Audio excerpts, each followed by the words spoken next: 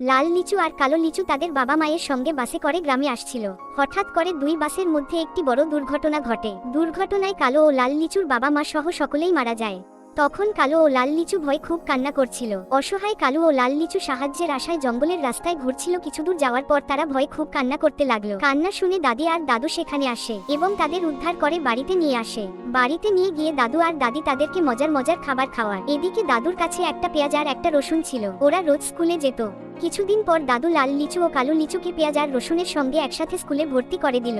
School ছুটির পর পেঁয়াজ আর রসুন বাড়িতে চলে আসে, কিন্তু দুই লিচু জঙ্গলে কাঠ কাটতে চলে যায়। তারপর সেগুলো বাজারে বিক্রি করে ভালো সাজার জন্য দাদুর হাতে সব টাকা তুলে দেয় এবং পেঁয়াজ ও রসুনের নামে উল্টাপাল্টা নালিশ জানায়। দাদু তখন রাগান্বিত হয়ে নির্দোষ পেঁয়াজ আর রসুনকে অনেক বকা দেয় এবং বাড়ি থেকে বের করে দেয়। তারপর লাল লিচু ও কালো লিচু হাতে বাড়ির চাবি দিয়ে দাদু আর দাদি মেয়ের বাড়ি বেড়াতে চলে যায়। ফাঁকা বাড়ি পেয়ে লাল লিচু আর কালো লিচু দাদির সব গহনা চুরি করে বাজারে বিক্রি করে দেয় এবং সেই টাকা দিয়ে অনেক মদ কিনে আনে বাড়িতে। মদ খেয়ে মাতাল হয়ে লাল লিচু আর কালো লিচু দাদুর পুরো গ্রামে আগুন লাগিয়ে দিয়ে পালিয়ে যায়।